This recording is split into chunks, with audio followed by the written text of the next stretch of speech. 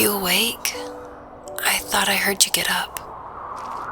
Yeah, I'm awake. Sorry, I just can't sleep. Are you thinking about him? Yeah, a bit. You should get back to sleep, my love. I'm fine. No, it's okay. What else is on your mind? I don't know. It seems weird, but I had one of the most vivid dreams of my life.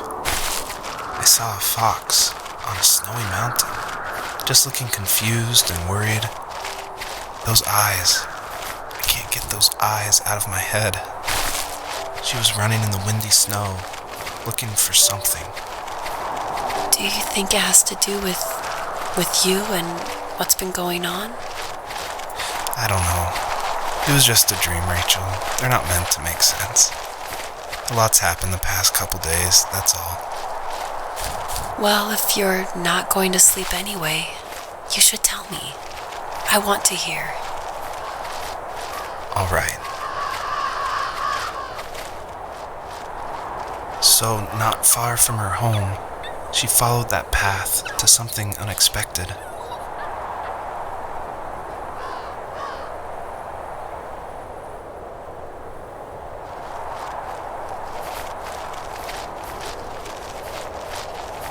She couldn't stay, though.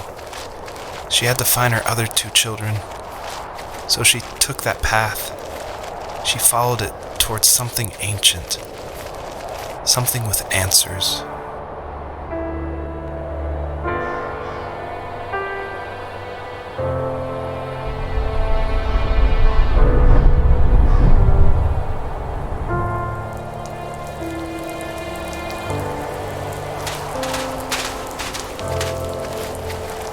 The fox looked high and low, searching for any sign of her cubs.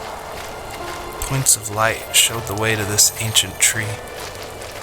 It was as if each one had a story to tell, all their own. The land was trying to tell my story, too. I felt like I was right behind her the whole time.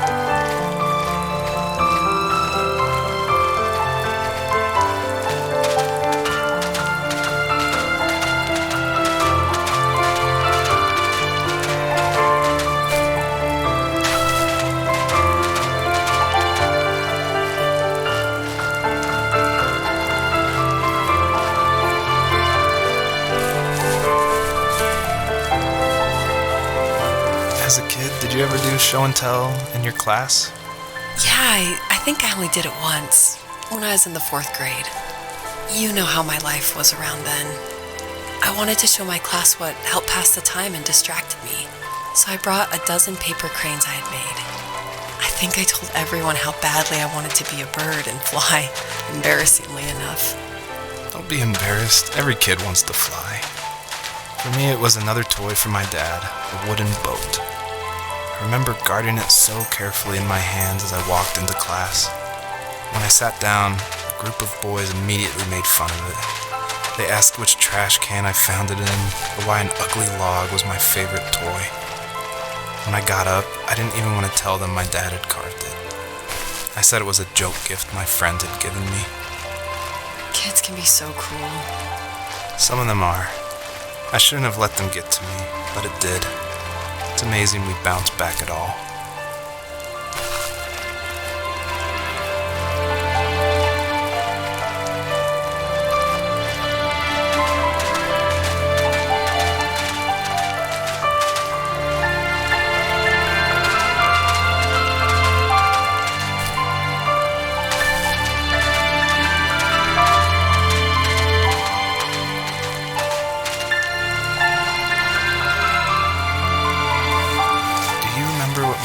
Did for a living?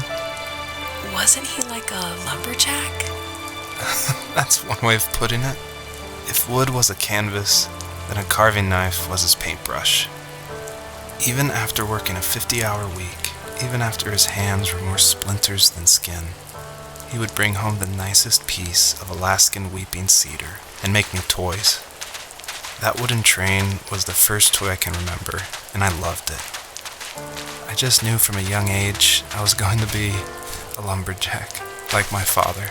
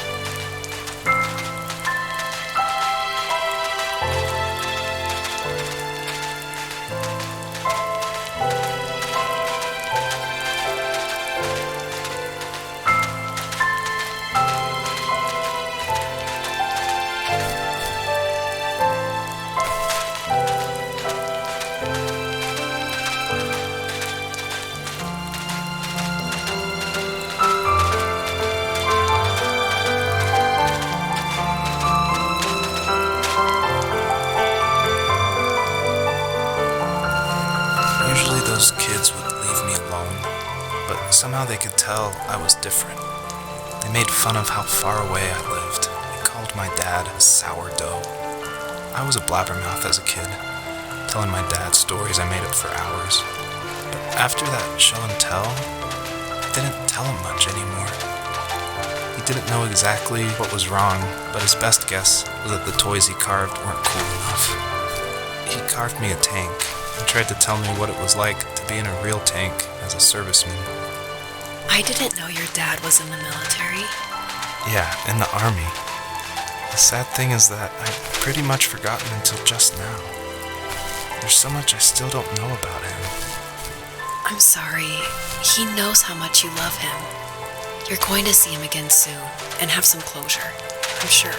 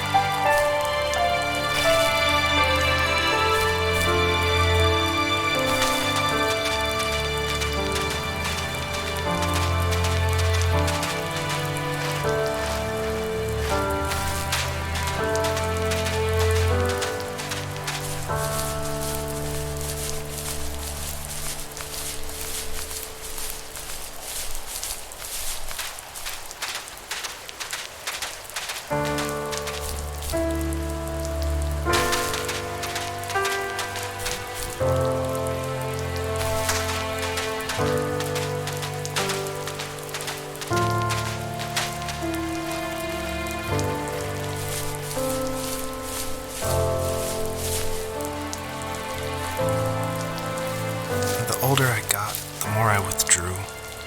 I asked myself, why talk to anybody anyway? Why bother when I'm happy by myself? I started drawing a lot, mostly animals I saw in the woods by my home. I then imagined designing my own hideouts with things like TVs and pantries full of chips and cookies. I think that idea of leaving home and drawing blueprints started my career. I found a lot of solace in that. I'm not surprised, but I did the same thing, you know? There's something special about having a place to call your own. And now look at us. Well, if you count renting in an overpriced city. It's as close as we can get for now.